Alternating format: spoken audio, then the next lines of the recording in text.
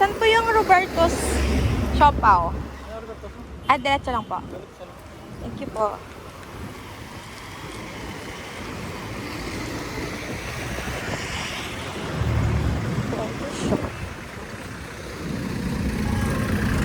Hello!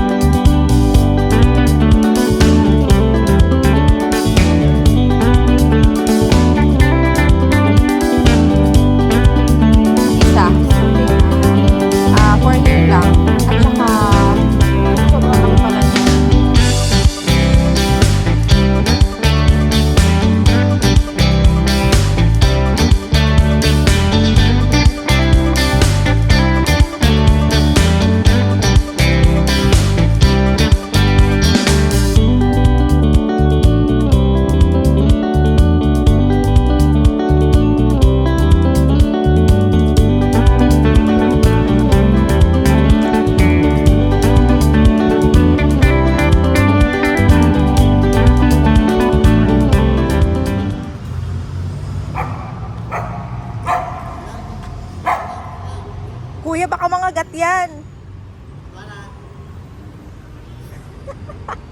Bakit may bantay? Diyan mga gat.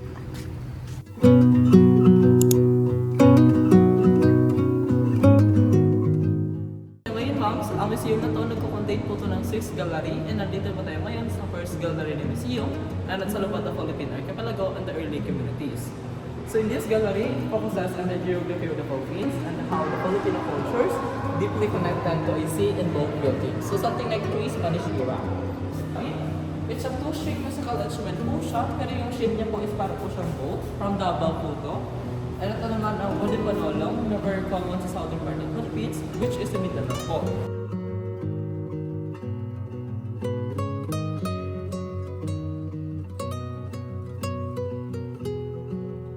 So this is the office of captain.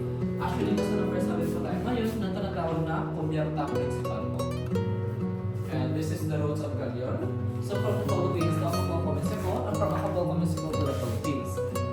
travel po ng galyon ay nagtatagal ng 6 to 12 months, so mga less than 1 year ang travel ng galyon po.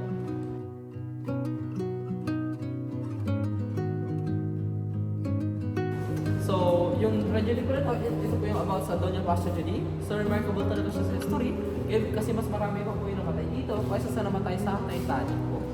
Okay? So, the reason why kasi, the story kasi behind the tragedy is before po sila nakabangka or nag-collide ng oil tanker, is overloaded po yung ship po.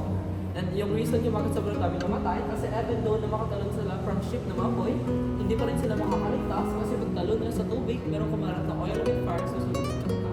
Even though meron nakaligtas, pero iilan na.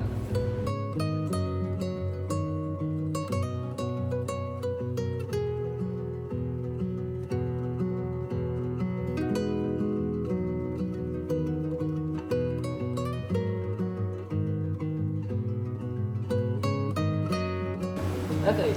So, bones po ito ng Carabao po. Pero ginawa lang po ito only for decoration, hindi po siya ginamit. Okay, so in this part, ito na po yung last part ng last gallery ng museum. So, it's all about parang regatta festivals. At sa competition po siya dito sa Iloilo between pagandahan ng design and also pabilisan po. Ginagawa po siya sa District of Villa during March after ng Dinagyang Festivals. So, nandito na po natatapos ang Maritime Museum.